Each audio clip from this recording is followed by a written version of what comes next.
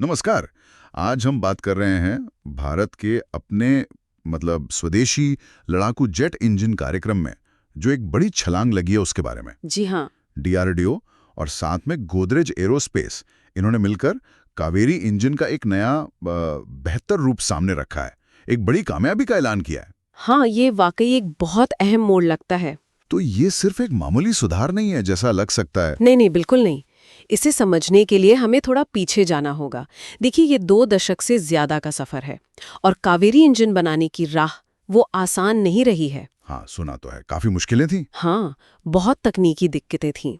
तो ये जो घोषणा हुई है, ये उस लंबी मेहनत का, उन मुश्किलों को पार करने का नतीजा है। अच्छा, तो वो जो पुरानी दिक्कतें थीं, जैसे मैंने पढ़ा था कि वजन ज्यादा था इंजन का, कहीं तेल लीक होता था, इंजन कभी-कभी बंद पड़ जाता था। हाँ, वो सब समस्याएं थी। तो क्या उन सब पर काबू पा लिया गया है?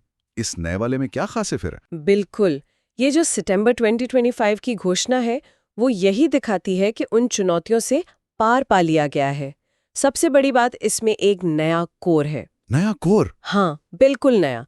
उसे पूरी तरह से फिर से डिजाइन किया गया है और अब ये engine 90 kilo Newton 90 kilo Newton thrust class का है। 90 किलो न्यूटन? जी, और ये वो ताकत है जो हमारे अगले फाइटर जेट तेजस MK2 के लिए चाहिए ही चाहिए। वाह, 90 किलो न्यूटन, ये तो काफी ज्यादा है।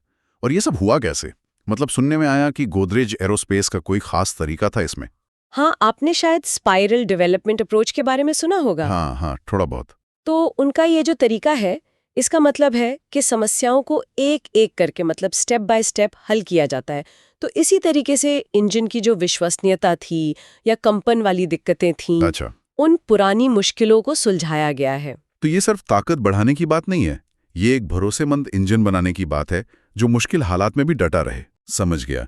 तो ये जो 90 किलो न्यूटन का थ्रस्ट है, इसे शायद आप वेट थ्रस्ट कह रही थी, इसका मतलब क्या होता है और ये इतना जरूरी क्यों है तेजस MK2 के लिए? सही कहा आपने, वेट थ्रस्ट। इसका मतलब है वो मैक्सिमम ताकत जो इंजन तब पैदा करता है जब आफ्टर बर्नर इस्तेमाल होता है। इंजन के पिछले हिस्से में अतिरिक्त ईंधन जलाकर स्पीड बढ़ाई जाती है। अच्छा, ओके। और ये 90 किलो न्यूटन की ताकत न सिर्फ तेजस MK2 जैसे सिंगल इंजन वाले फाइटर जेट के लिए जरूरी है, बल्कि ये भविष्य के और भी ताकतवर विमानों के लिए एक अहम पड़ाव है। भविष्य के विमान? आपका मतलब है AMCA की तरफ इशारा है, एडवांस मीडियम कॉम्बैट एयरक्राफ्ट? बिल्कुल। AMCA जैसे जो हमारे 5वीं पीढ़ी के 2 इंजन वाले लड़ाकू विमान होंगे, हाँ। उनके लिए तो और भी ज्यादा ताकतवर इंजन चाहिए होंगे। तो ये 90 किलो न्यूटन का इंजन उस दिशा में एक बहुत मजबूत कदम है। ये दिखाता है कि भारत अब इस तरह के जटिल इंजन बनाने की क्षमता विकसित कर रहा है। तो ये सिर्फ एक इंजन का अपग्रेड नहीं है, ये भारत की टेक्नोलॉजी में एक बड़ी छलांग है। सो ये तो ठीक है कि इंजन तैयार है, डिजाइन बेहतर हो गया, पर असली परीक्षा तो हवा में होती है ना? इसके टेस्ट वगैरह कहाँ तक पहुंचे? क्या इसे किसी विमान पर लगाकर उड़ाया भी गया है? हाँ, बिल्कुल। परीक्षण काफी आगे बढ़ चुके हैं। देखिए, हिंदुस्तान एरोनॉटिक्स लिमिटेड यानी HAL, वहाँ ग्राउंड टेस्टिंग तो चल ही रहा है। साथ ही इसे प्रोटोटाइप तेजस विमानों में लगाकर 50 घंटे से ज्यादा की सफल उड़ानें भी पूरी की जा चुकी हैं। अरे वाह, 50 घंटे से ज्यादा? जी, और ये आंकड़े बहुत मायने रखते हैं। ये इंजन के भरोसेमंद होने का एक तरह से सबूत देते हैं। ये तो वाकई बहुत अच्छी खबर है। तो अब आगे का क्या प्लान है? क्या वायुसेना इसे अपनाने के लिए पूरी तरह तैयार है? देखिए, DRDO और भारतीय वायुसेना दोनों मिलकर इसे पूरी तरह ऑपरेशनल बनाने की दिशा में तेजी से काम कर रहे हैं। ये समझना जरूरी है कि ये सिर्फ कोई पुर्जा बनाना नहीं है। हाँ, बिल्कुल। जेट इंजन बनाना दुनिया की सबसे मुश्किल टेक्नोलॉजी में से एक है।